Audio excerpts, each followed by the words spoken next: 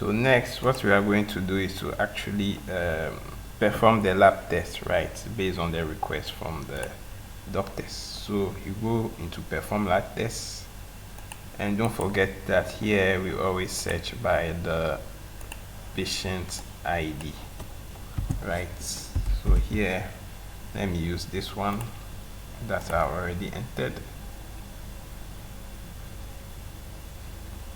and here this where the lab, you have a history of the lab requests that were made by the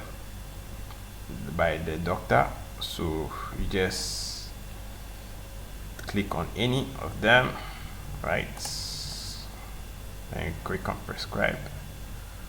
So based on the instructions that he has given you, you can now go and perform the lab tests, right?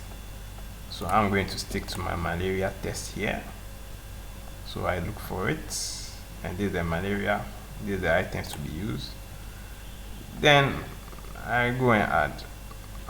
So after I've performed the test, that means my laboratory of anything that I find, I put it here.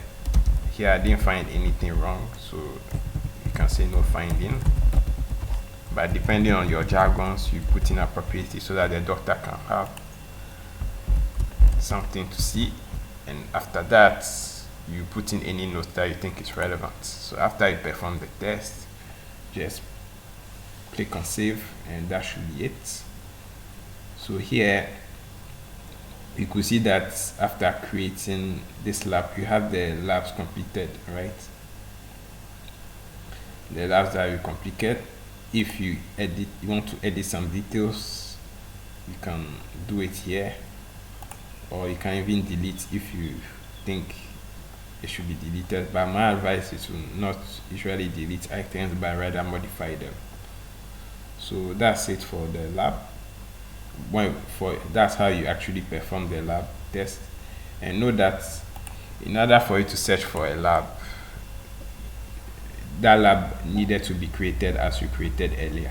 If you don't have that lab type created, there's no way you can deliver it. So there's something to note. So now the next items is for you to view, for example, the sales report that gives you the labs that you have performed in a particular season, right? Sorry, for a particular period. Let me see, from 2017, yeah, January to date, search, and these are all the drugs, the labs that are performed, and it gives you the patient name and the person who did it, basically, the person who did it, and it also gives you the total fees, as you can see. So that's it. And for you to view all your available labs, you can just click on view available labs. It gives you a report of all the labs that you have here.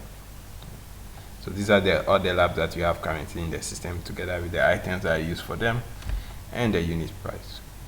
Quite straightforward process.